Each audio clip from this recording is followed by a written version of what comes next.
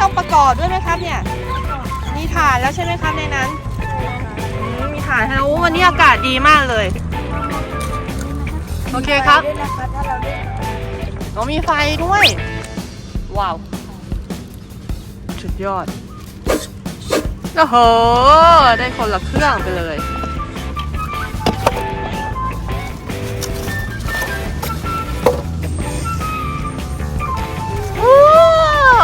แล้วจะเล่นมันไกลได้ไก่ไหมเนี่ย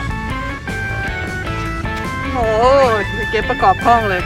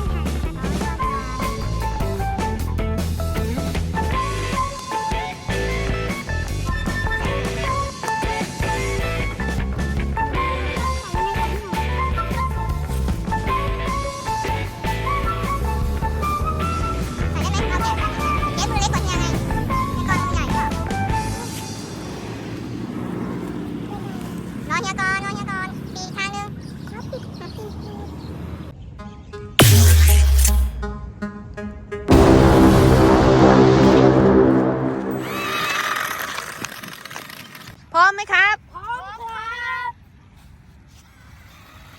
เย้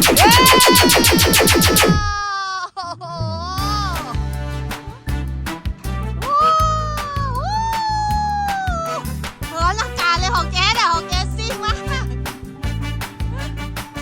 องยังก่อนล่ะ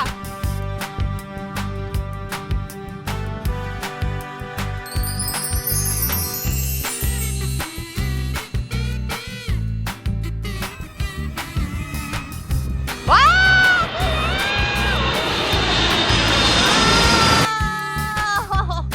โอ้จับภาพไม่ทันเลย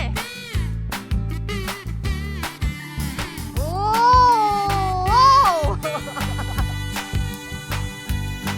วันนี้อากาศดีมากเลยนะคะที่บึงสีฐานว้าวโอ้โหของเฮเกตไปรอดเล่นเลยว้าวสูงมาก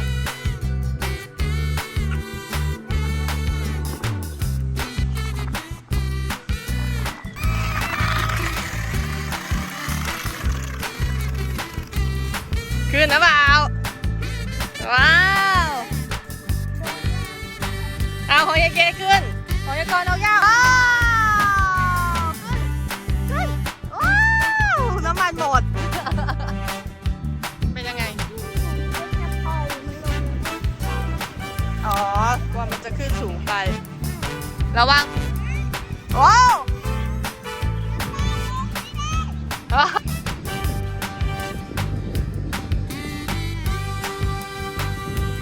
ว้าวลงรันเวย์ถ้าใครอยากได้นานๆนะครับต้องเอา power bank มาด้วย อ๋อต้องชาร์จแบตไปเรื่อยๆ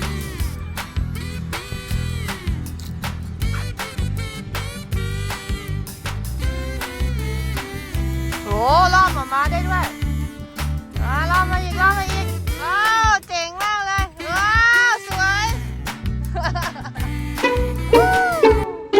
เขาเล่นแค่นี้เอง อ๋อ แต่จะเร่งสุด อ๋อเร่งสุดก็อย่าเพิ่งเร่งสุดไงครับโอ้ปีกหักเลยอ่ะจรวดระวังตรงนี้มีน้ำ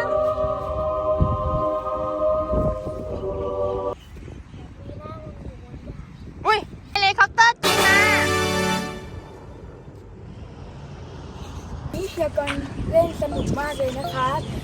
ถ้าใครชอบคลิปนี้อย่าลืมกดไลค์กดแชร์กด subscribe ให้ด้วยครับบ๊ายบาย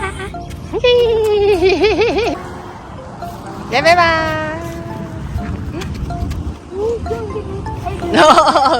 องบินไปถึงนู่นเลย มีรันเวย์ด้วยอยู่ตรงบึงสีฐานนะครับ ก็ขอบเล่นแล้วนะคะ ค่ะ